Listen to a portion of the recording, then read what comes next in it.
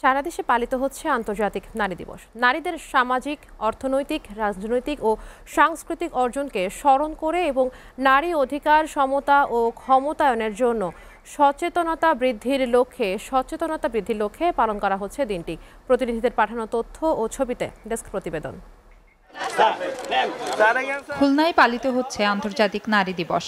সকাল 10:30টায় জেলা প্রশাসক কার্যালয়ের সামনে বেলুন উড়িয়ে উদ্বোধন করেন অনুষ্ঠানের প্রধান অতিথি খুলনা বিভাগীয় কমিশনার ফিরোজ সরকার। এরপর ডিসি অফিসের প্রাঙ্গণে নারীদের তৈরি বিভিন্ন পণ্যের দিনব্যাপী মেলা ঘুরে দেখেন প্রধান অতিথি।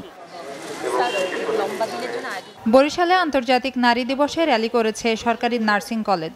কলেজ চত্বরে র্যালিটি বের হয়। অন্যদিকে নগরীর সার্কিট হাউসের সম্মেলন কক্ষে আলোচনা সভার আয়োজন করে জেলা প্রশাসন, মহিলা বিষয়ক অধিদপ্তর ও জাতীয় মহিলা সংস্থা। দিনাজপুরে মানববন্ধন কর্মসূচি পালন করা হয়েছে। প্রেস ক্লাবের সামনে ঘণ্টাব্যাপী এ কর্মসূচি পালন করা হয়। এ সময় বক্তারা নারীদের প্রতি বৈষম্যের প্রতিবাদ জানান।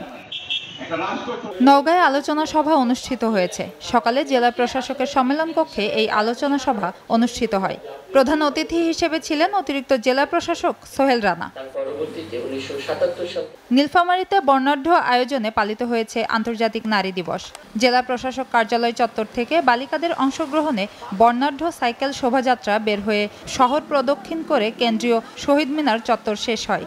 শোভাযাত্রার উদ্বোধন করেন জেলা প্রশাসক মোহাম্মদ নায়েরুজ্জামান। ঝিনাইদহে আন্তর্জাতিক নারী দিবস পালিত হয়েছে। শহরের পায়রা চত্বরে মানববন্ধন ও পথসভার আয়োজন করে মানবাধিকার ডিফেন্ডার নেটওয়ার্ক। এ সময় বক্তারা নারীর প্রতি সহিংসতা রোধে সবাইকে কাজ করার আহ্বান জানান।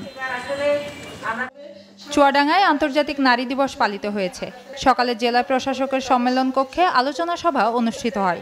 মৌলানা কবির আহমেদের কোরআন তেলাওয়াতের মাধ্যমে নারী দিবসের অনুষ্ঠান শুরু হয়।